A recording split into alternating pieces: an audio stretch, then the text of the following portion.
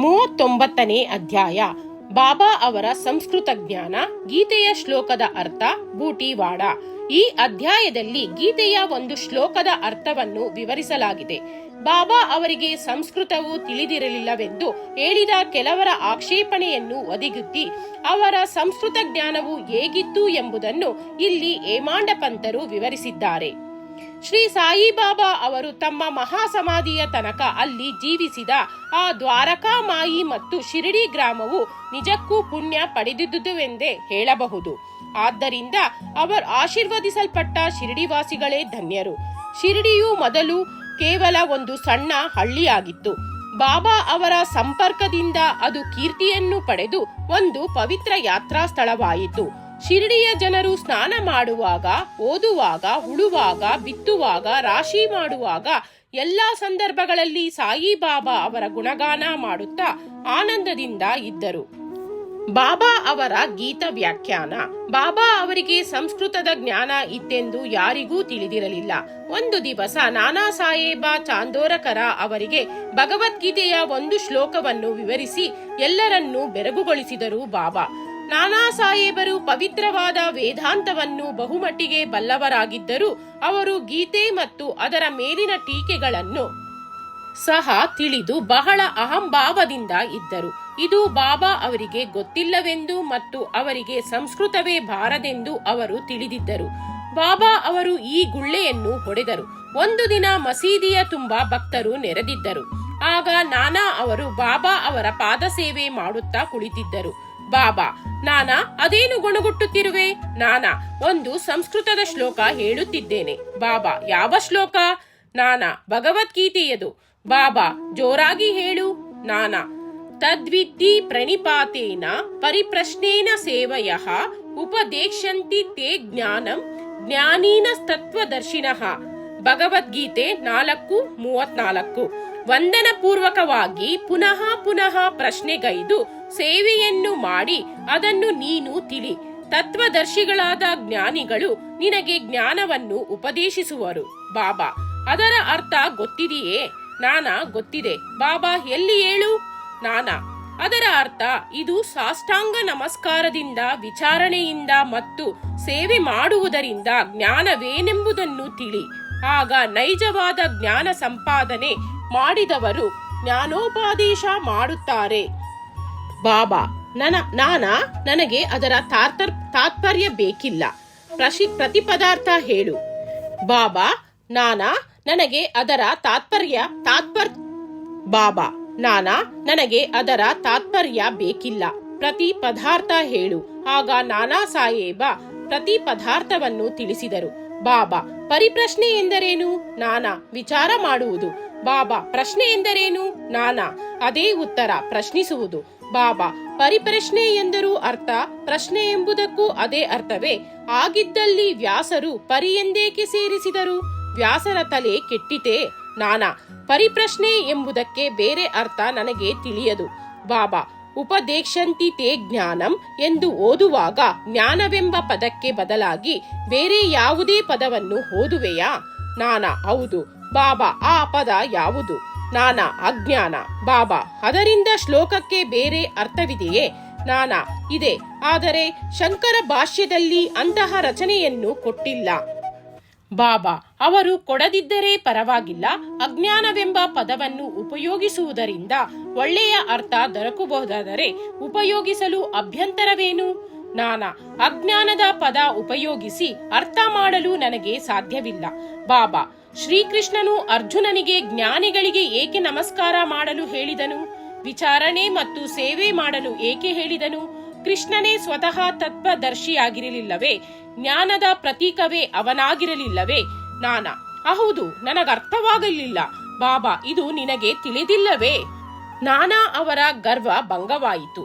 ಆಗ ಬಾಬಾ ಅವರು: ಜ್ಞಾನಿಗಳಿಗೆ ನಮಿಸುವುದೊಂದೇ ಸಾಲದು, ನಾವು ಸದ್ಗುರುವಿಗೆ ಪೂರ್ಣ ಶರಣಾಗತರಾಗಬೇಕು. ವಿಚಾರಣೆ 2. ವಿಚಾರಣೆ ಮಾಡುವುದು ಮಾತ್ರವೇ ಸಾಲದು, ವಿಚಾರಣೆಯು ಗಂಭೀರವಾಗಿರಬೇಕು. ಗುರುಗಳನ್ನು ಪರೀಕ್ಷಿಸುವ ಉದ್ದೇಶವಿರಬಾರದು, ಕುಚೋದ್ಯಕ್ಕಾಗಿ ಇರಬಾರದು. ಮೋಕ್ಷ ಮತ್ತು ಆಧ್ಯಾತ್ಮಿಕ ಪ್ರಗತಿಗೆ ಸಂಬಂಧಪಟ್ಟಿದ್ದಾಗಿ ಇರಬೇಕು. 3. ಸೇವೆಯನ್ನು ಮಾಡುವಾಗ ನಾವು ಮಾಡುತ್ತಿದ್ದೇವೆ ಎಂಬ ಮನೋಭಾವ ಇರಬಾರದು. ಈ ದೇಹವು ಗುರುವಿನದು, ಅವನ ಸೇವೆಗಾಗಿಯೇ ಇದು ಮೀಸಲು ಎಂಬ ಮನೋಭಾವ ತಾಳಬೇಕು.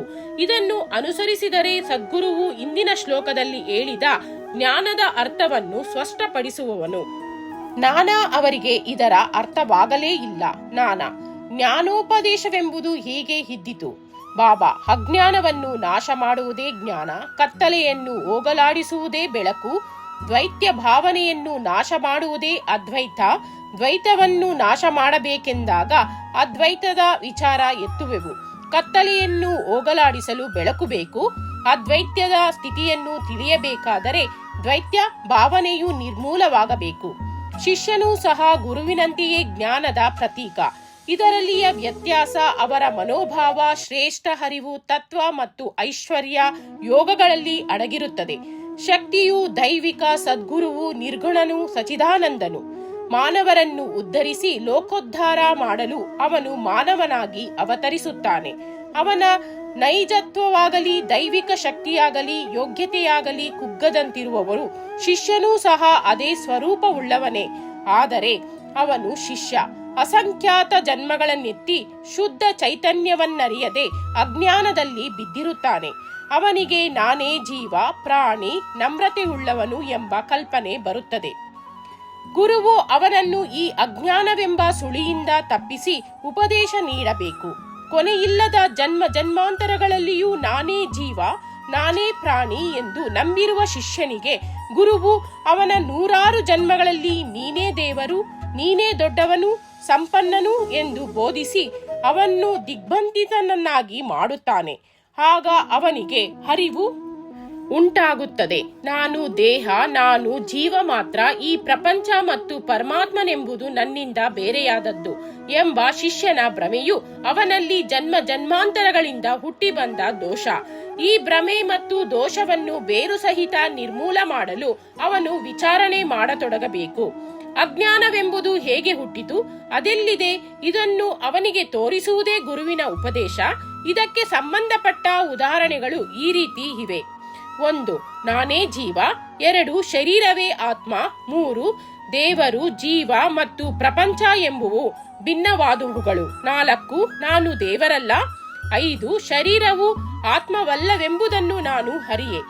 6. ಪರಮಾತ್ಮ, ಜೀವ, ಪ್ರಪಂಚ, ಶರೀರ ಇವು ಒಂದೇ ಎಂಬುದನ್ನು ನಾನರಿಯೆ.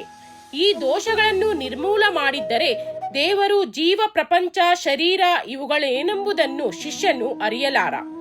ಅವುಗಳಿಗಿರುವ ಸಂಬಂಧವೂ ಅವನಿಗೆ ಅರಿಯಲಾಗುವುದಿಲ್ಲ. ಇಂತಹ ಅಜ್ಞಾನವನ್ನು ಹೋಗಲಾಡಿಸಲು ಅವನಿಗೆ ಉಪದೇಶವು ಅಗತ್ಯ.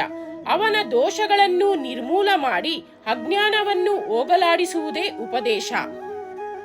ಬಾಬಾ ಅವರು ಮುಂದುವರಿದು, 1. ಪ್ರಣಿಪಾತವೆಂದರೆ ಶರಣಾಗತಿ ಎಂದು ಅರ್ಥ. 2. ಶರಣಾಗತಿ ಎಂದರೆ ತನು, ಮನ ಮತ್ತು ಧನದ ಅರ್ಪಣೆ. ಶ್ರೀಕೃಷ್ಣನು ಅರ್ಜುನನಿಗೆ ಜ್ಞಾನಿಗಳ ಕಡೆಗೆ ಹೋಗಲು ಏಕೆ ಸೂಚಿಸಿದನು ಎಂಬುದಕ್ಕೆ ಸದ್ಭಕ್ತನು ಸಮಸ್ತ ಚರಾಚರಗಳನ್ನು, ಜ್ಞಾನಿಗಳನ್ನು ಪರಮಾತ್ಮನೆಂದೇ ತಿಳಿಯುವನು ಎಂದು ಬಾಬಾ ವಿವರಿಸಿದರು. ಸಮಾಧಿ ಮಂದಿರ, ಬೂಟಿವಾಡ. ತಾವು ಮಾಡಲಿಚ್ಛಿಸಿದ ವಿಷಯಗಳ ಬಗ್ಗೆ ಬಾಬಾ ಅವರು ಎಂದೂ ಮುಂಚಿತವಾಗಿ ಸೂಚಿಸುತ್ತಿರಲಿಲ್ಲ, ಗಡಿಬಿಡಿ ಮಾಡುತ್ತಿರಲಿಲ್ಲ. ಆದರೆ ಜನರು ಆಶ್ಚರ್ಯಪಡುವಂತೆ ಸಮಯ, ಸಂದರ್ಭಗಳನ್ನು, ವಾತಾವರಣಗಳನ್ನು ನಿರ್ಮಿಸಿಕೊಳ್ಳುತ್ತಿದ್ದರು. ಸಮಾಧಿ ಮಂದಿರದ ನಿರ್ಮಾಣ ಇದನ್ನು ಉದಾಹರಿಸುತ್ತದೆ. ನಾಗಾಪುರದ ಲಕ್ಷಾಧೀಶರಾದ ಶ್ರೀಮಾನ್ ಬಾಪು ಸಾಹೇಬ ಬೂಟಿ ಅವರು ಕುಟುಂಬ ಸಮೇತ ಶಿರಡಿಗೆ ಬಂದು ವಾಸ ಮಾಡತೊಡಗಿದರು. ಅವರಿಗೆ ತಮ್ಮದೇ ಆದ ಒಂದು ಧರ್ಮಶಾಲೆಯನ್ನು ಅಲ್ಲಿ ಕಟ್ಟಿಸಬೇಕೆಂಬ ಬಯಕೆ ಮನದಲ್ಲಿ ಮೂಡಿತು. ಕೆಲವು ದಿನಗಳ ನಂತರ ಅವರು ದೀಕ್ಷಿತವಾಡದಲ್ಲಿ ಮಲಗಿರುವಾಗ ಕನಸಿನಲ್ಲಿ ಬಾಬಾ ಅವರು ದರ್ಶನ ನೀಡಿ, ನಿನ್ನದೇ ಆದ ಒಂದು ಧರ್ಮಶಾಲೆಯನ್ನು ದೇವಸ್ಥಾನ ಸಹಿತ ಕಟ್ಟಬಹುದು ಎಂದರು.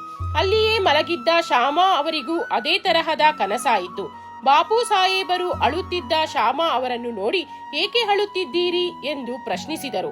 ಆಗ ಶ್ಯಾಮಾ, ಬಾಬಾ ಅವರು ನನ್ನ ಸಮೀಪಕ್ಕೆ ಬಂದು ದೇವಸ್ಥಾನ ಸಹಿತವಾದ ವಾಡಾವೊಂದನ್ನು ನಿರ್ಮಿಸು ಎಂದು ಆಜ್ಞಾಪಿಸಿದರು ಎಂದರು. ಅವರ ವಾಣಿಯನ್ನು ಕೇಳಿ ಆನಂದಭರಿತನಾದೆ. ಆದುದರಿಂದಲೇ ಆನಂದ ಬಾಷ್ಪ ಸುರಿಯುತ್ತಿದೆ ಎಂದು ಹೇಳಿದರು. ಈರ್ವರ ಕನಸು ಒಂದೇ ಆದದ್ದನ್ನು ಕಂಡು ಬೂಟಿಯವರಿಗೆ ಆಶ್ಚರ್ಯಾಯಿತು. ಕೂಡಲೇ ವಾಡಾ ನಿರ್ಮಾಣಕ್ಕೋಸ್ಕರ ಶ್ಯಾಮ ಅವರೊಡನೆ ಕಲಿತು ಒಂದು ಯೋಜನೆ ತಯಾರಿಸಿದರು. ಕಾಕಾ ಸಾಹೇಬ ದೀಕ್ಷಿತರು ಒಪ್ಪಿದರು. ಅದನ್ನು ಬಾಬಾ ಅವರ ಮುಂದೆ ಇರಿಸಲಾಯಿತು. ಬಾಬಾ ಅವರು ಒಪ್ಪಿಗೆ ಕೊಟ್ಟರು. ಶ್ಯಾಮ ಅವರ ನೇತೃತ್ವದಲ್ಲಿ ವಾಡಾ ನಿರ್ಮಾಣ ಕಾರ್ಯ ಆರಂಭವಾಗಿ ಚಾವಣಿ ತನಕ ಬಂದಿತು. ಒಂದು ದಿನ ಬಾಬಾ ಅವರು ಲೇಂಡಿಗೆ ಹೋಗುತ್ತಿರುವಾಗ ಕಟ್ಟಡಕ್ಕೆ ಕೆಲವು ತಿದ್ದುಪಡಿಗಳನ್ನು ಸೂಚಿಸಿದರು. ಮೇಲ್ವಿಚಾರಣೆಯನ್ನು ಬಾಪು ಸಾಹೇಬರೇ ವಹಿಸಿಕೊಂಡರು. ಕೆಲಸ ಸಾಗುತ್ತಿರುವಾಗ ಮಧ್ಯದ ಅಂಗಳದಲ್ಲಿ ಮುರಳೀಧರನ ಪ್ರತಿಮೆಯನ್ನಿಡಬೇಕೆಂದು ಬೂಟಿಯವರಿಗೆ ವಿಚಾರ ಮೂಡಿತು. ಇದನ್ನು ಬಾಬಾ ಅವರಿಗೆ ತಿಳಿಸಲು ಶ್ಯಾಮ ಅವರಿಗೆ ಹೇಳಿದರು. ಶ್ಯಾಮ ಅವರು ಬಾಬಾ ಅವರನ್ನು ಕೇಳಲಾಗಿ ಅವರು ಸಮ್ಮತಿಸಿದರು. ದೇವಾಲಯ ಪೂರ್ತಿಯಾದ ನಂತರ ನಾನೇ ಅಲ್ಲಿಗೆ ಬಂದು ವಾಸಿಸುವೆನೆಂದು ಬಾಬಾ ನುಡಿದರು. ನಂತರ ದೃಷ್ಟಿಸಿ ವಾಡಾ ನೋಡಿ ನಾವೇ ಅದನ್ನು ಉಪಯೋಗಿಸೋಣ, ಅಲ್ಲಿಯೇ ವಾಸಿಸೋಣ ಎಂದು ಹೇಳಿದರು. ಆಗ ಶ್ಯಾಮ ಅವರು ಮಧ್ಯದ ಅಂಗಳದಲ್ಲಿ ಪೂಜಾ ಸ್ಥಳಕ್ಕೆ ತಳಪಾಯ ಹಾಕಲು ಈ ದಿವಸ ಯೋಗ್ಯವಾಗಿದೆಯೇ ಎಂದು ಕೇಳಲು ಬಾಬಾ ಅವರು ಸರಿ ಎಂದರು. ಶ್ಯಾಮ ಹಿಂತಿರುಗಿ ವಾಡಕ್ಕೆ ಬಂದು ಪೂಜೆ ಮಾಡಿ ತೆಂಗಿನಕಾಯಿ ಒಡೆದು ಕಾರ್ಯವನ್ನು ಆರಂಭಿಸಿದರು. ಸಮಯಕ್ಕೆ ಸರಿಯಾಗಿ ಎಲ್ಲವೂ ಮುಗಿಯಿತು. ಮುರಳೀಧರನ ಪ್ರತಿಮೆ ತಯಾರಿಕೆಗೂ ಹೇಳಿದ್ದರು. ಆದರೆ ಆ ಪ್ರತಿಮೆ ತಯಾರಾಗುವ ಮೊದಲೇ ಪರಿಸ್ಥಿತಿ ಬದಲಾಯಿತು. ಬಾಬಾ ಅವರು ತೀವ್ರ ಜ್ವರದಿಂದ ಹಾಸಿಗೆ ಹಿಡಿದರು. ಬಾಪು ಸಾಹೇಬರು ತಮ್ಮ ವಾಡಾ ಬಾಬಾ ಅವರ ಪಾದಧೂಳಿಯಿಂದ ಪವಿತ್ರವಾಗುವುದೋ ಇಲ್ಲವೋ ಎಂದು ಕಳವಳದಿಂದಿದ್ದರು. ಬಾಬಾ ಅವರು ಗತಿಸುವ ಮೊದಲು ನನ್ನನ್ನು ವಾಡಕ್ಕೆ ಕರೆದುಕೊಂಡು ಹೋಗಿ ಎಂದು ಹೇಳಿದರು. ಆದುದರಿಂದ ಅವರೆಲ್ಲರಿಗೂ ಸಮಾಧಾನವಾಯಿತು. ಬಾಬಾ ಇಹಲೋಕವನ್ನು ತ್ಯಜಿಸಿದ ನಂತರ ತಕ್ಕ ಮರ್ಯಾದೆಗಳಿಂದ ಮತ್ತು ಸಂಭ್ರಮದಿಂದ ಮುರಳೀಧರನ ಪ್ರತಿಮೆಗೋಸ್ಕರ ಮೀಸಲಾಗಿದ್ದ ಸ್ಥಳದಲ್ಲಿ ಅವರನ್ನು ಸಮಾಧಿ ಮಾಡಲಾಯಿತು. ನಿಜವಾಗಿಯೂ ಬಾಬಾ ಮುರಳೀಧರನಾದರೂ ಇದೇ ಈಗಿರುವ ಮಹಾಸಮಾಧಿ ಮಂದಿರ. ಬಾಬಾ ಅವರ ಪರಮ ಪವಿತ್ರವಾದ ಶರೀರವು ಸಮಾಧಿ ಮಾಡಲ್ಪಟ್ಟಿರುವ ವಾಡಾದ ನಿರ್ಮಾಪಕರಾದ ಶ್ರೀಮಾನ್ ಬೂಟಿಯವರೇ ಧನ್ಯರು. ಶ್ರೀ ಸಾಯಿ ಪ್ರಣಾಮ. ಅಧ್ಯಾಯ 39 ಮುಕ್ತಾಯ.